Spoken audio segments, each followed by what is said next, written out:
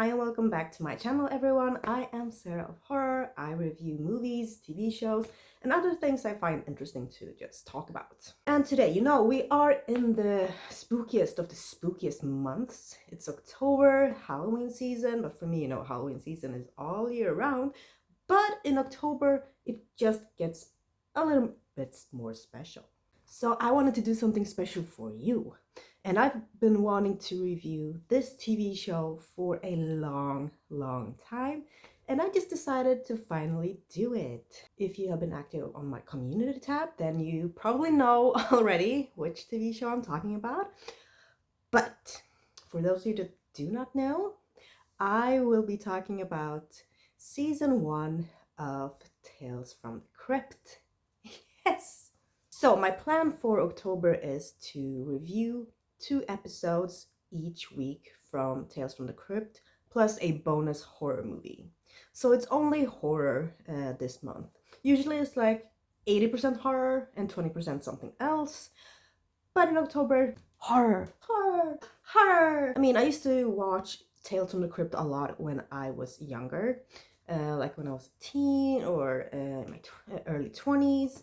And it's such a nostalgic show for me. And I've been loving just rewatching these episodes. But yeah, I think let's get straight down to business. Okay, so Tales from the Crypt, Season 1, Episode 1. It is called The Man Who Was Death. Yes. It's directed by Walter Hill.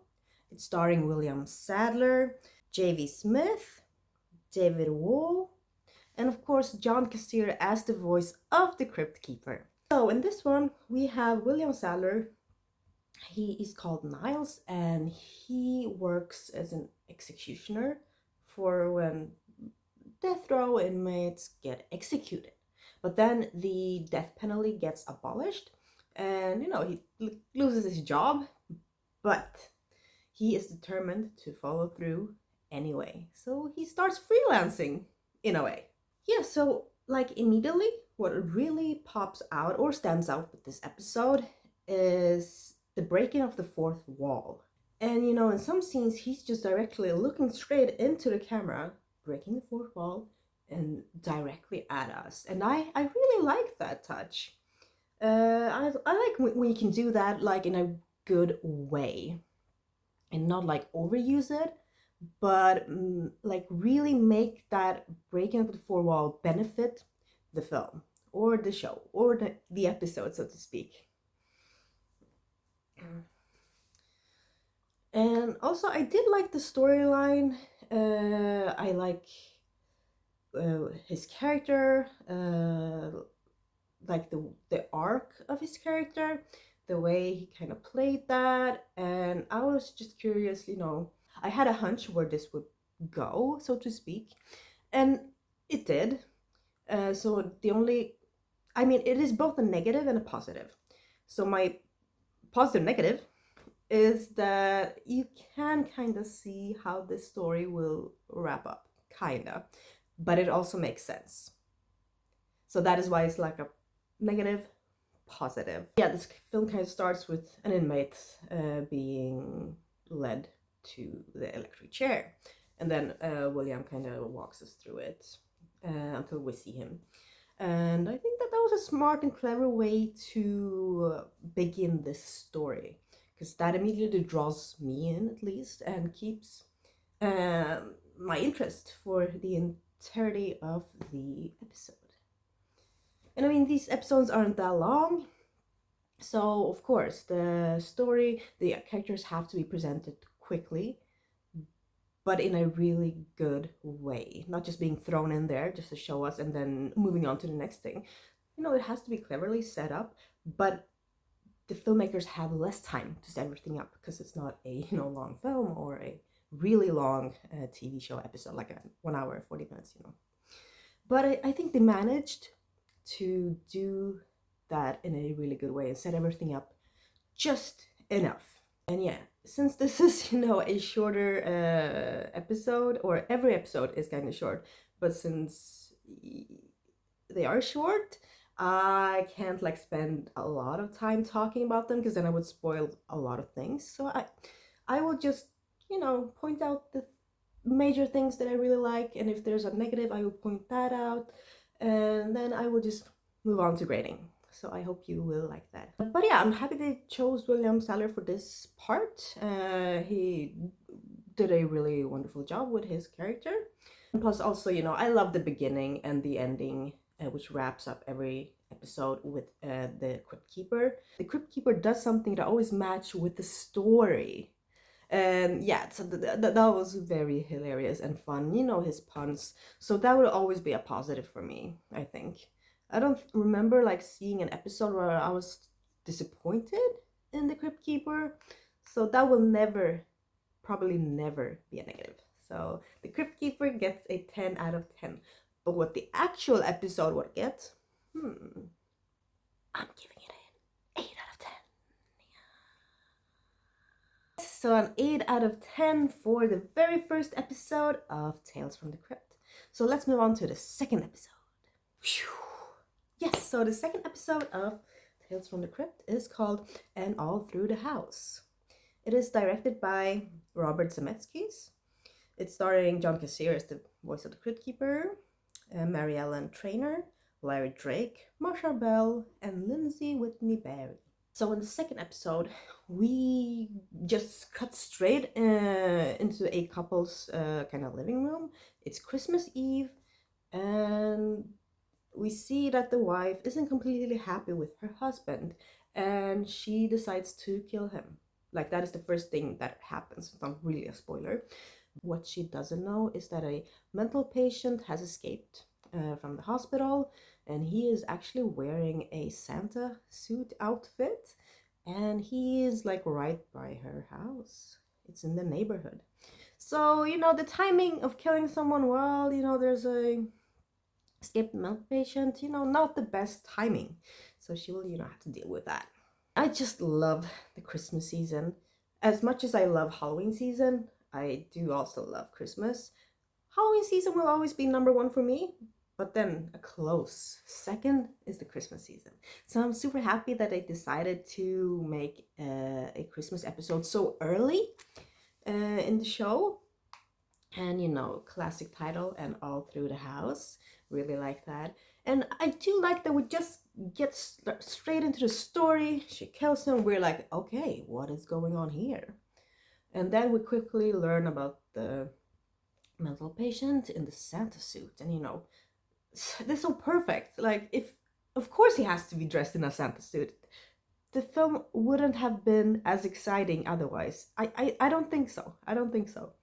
But Larry Drake, wonderful as the mental patient. Just really, really intimidating, deranged, and yeah, just the perfect mental patient in this one. There's lots of things happening. There's actually lots of layers to this film, because the wife just killed her husband. She's being attacked by this lunatic. If she calls the police, it's, yeah. What is she gonna say? Someone is attacking me. Oh, by the way, my husband is dead. I don't know. That's not me. I don't know. So there's a lot of things to think about for her, and I like that because we kind of see the struggle. We see, oh, shouldn't I? As the threat is coming closer and closer. So yeah, the imminent threat is always there. Always there in the background, even when we don't see Larry Drake or the Santa Claus man, we still feel his presence. We do, and I like that menacing feeling. That is, the atmosphere and the menacing feeling is really what makes this episode work so well. And also, I have another element, which I won't spoil, which makes this even more like intense and threatening. And yeah, I just love that, it's Christmas season, snow, it's supposed to be, the most jolliest of times, but it certainly isn't. And yeah, this episode is really, really good. So good. And also, John Cassier is always amazing. So John Cassier, another 10 out of 10 for you. But this episode will get, I'm giving it a 9 out of 10. So 9 out of 10 for this one. I do like this just a little bit better than the first one, but they are still very good episodes. So now we're done with the Tales from the Crypt episodes for this week. Moving on to the main feature, the main horror film. And I've got a special one for you. I don't know why I haven't talked about this film yet, but yeah. It is The Midnight Meat Train. Oh, The Midnight Meat Train is directed by Ryuhei Kitamura. Sorry, I probably butchered that, but I tried my best. Starring Vinnie Jones, Bradley Cooper, Leslie Bibb, Brooke Shields, and Roger Bart. In this one, we have Bradley Cooper. His character is named Leon. He's a photographer, and he's trying to get his big break, you know. And his girlfriend, Leslie Bibb, she kind of hooks him up with a art gallery owner who's putting on a show, and she wants Leon to, you know, really put out his best work, so, you know, really get the realness of New York City. So this is exactly what he's trying to chase, and one night he discovers something weird about the subway. So he kind of becomes obsessed, and he's like, these pictures will be amazing. And he suddenly stumbles upon someone that is killing and butchering bodies on the New York subway, on the midnight subway train. First, this is based on a novel by Clive Barker, which I have read. I did read it this summer. I mean, it's not a long novel. But I did see this movie before I read the novel, so I've seen it a couple of times. But now I rewatched it after reading the novel, which was fun, because then I kind of know more about the mindset, what Clive Barker was going for, and how the movie kind of developed, because it is a short story, so they have to add a lot of things, which, you know, was not in the novel. I do like the kind of grim and cold look and feel of Midnight Meat Train. Like, it's just starts right off with this, you know, chilly, grisly kind of atmosphere. Someone sitting on the subway, it's late, we get that, we feel that, and they are killed. And by this, we don't even get to see the butcher for a long time. So that is also a mystery for a while in the film, which works really well. And then we get to know Bradley Cooper, his intentions, he wants to be a successful photographer, and he has the support of his girlfriend, but then it kind of slowly wanders into this obsessiveness and just spirals down into this madness. And we just see, you know, how the girlfriend deals with this, along with the more grisly murders on the subway train, which were done really, really well. And yeah, they're, you know, this guy has a huge club. I mean, it's huge. It does so much damage. And the effects are really good. But there's like one scene which is really, you know, CGI-ish. There's like two eyes popping out, and you can really see that that was CGI-ish, and it looks a bit comical. But it still kind of works. It kind of works. Because of how dark the film is. Not like in lighting, but just the dark vibe, the dark tone in general.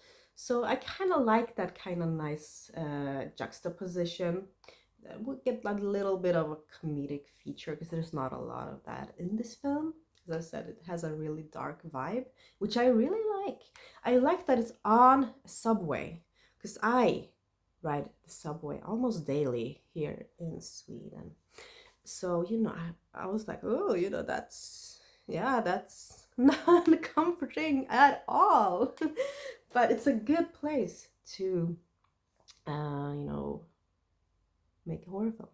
Also, there we have like Ted Ryman in a small part. We have the former MMA fighter, Quentin Rampage Jackson. Because when I saw the scene, I was like, is that Rampage? Yeah, that's Rampage. And I didn't realize that until now. And I've seen this movie so many times. But I was like, that's Rampage, okay. Yeah. But yeah, it was fun, you know, seeing them in some minor roles. But I also like this whole thing about Leon and his photographies, because he takes these photographies and they do really tell a story and we see them like hanged up at his apartment, and they kind of tell us also the story of how Bradley Cooper's kind of mental state kind of spirals down, even though, you know, he's not crazy. And but his girlfriend, she doesn't know what to believe, you know.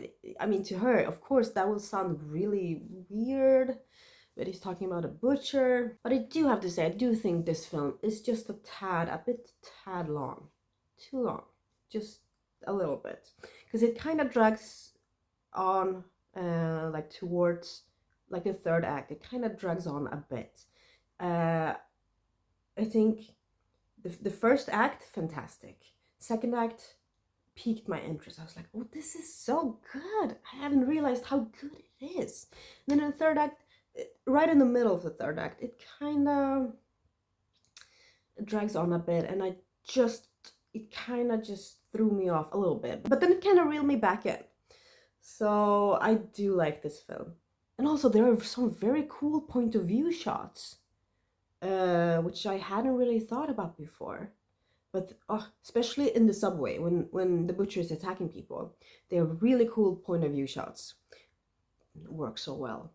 So if you've seen this film and you want to rewatch it and you haven't thought about that before, make sure to just keep an eye out for those point of view shots. And also just the imagery of the bodies hanging on like meat hooks and stuff. Yeah, that is like, this movie portrays the short story so well. From the Clive Barker Books of Blood. And I think it does make the short story justice. And yeah, I think this is a good adaptation of the short story, for sure. Fun to see Bradley Cooper in this kind of a film and character. And he did really well. And also Leslie Bibb. I've seen a lot of things with her before this. And also Roger Bart, of course, he was in Hostel 2 and in Desperate Housewives. But since he was in Hostel 2 and his character there, I totally see him in horror movies, for sure. I like the story, like the cinematography, like the acting, like the gritty atmosphere, like almost everything about this film. And yeah, I'm so glad I rewatched it and I got to talk about this. So, what will Midnight Meat Train get from me? I'm giving it an 8 out of 10. Yes, an 8 out of 10 to Midnight Meat Train. Closing off this really fun episode. Yes, so I had a lot of fun talking about Tales from the Crypt and then throwing in a bonus main feature film like the Midnight Meat Train. And I will do the same next Sunday. So yes, let me know your own thoughts about Tales from the Crypt, particularly about these two episodes and also about Midnight Meat Train. Don't forget to like this video, comment something for the algorithm, and of course subscribe if you haven't and you want to see more of my videos. Just hit the notification bell and you will be notified every time and never miss anything. So thank you all so much for watching and hope you have an amazing upcoming week. Bye!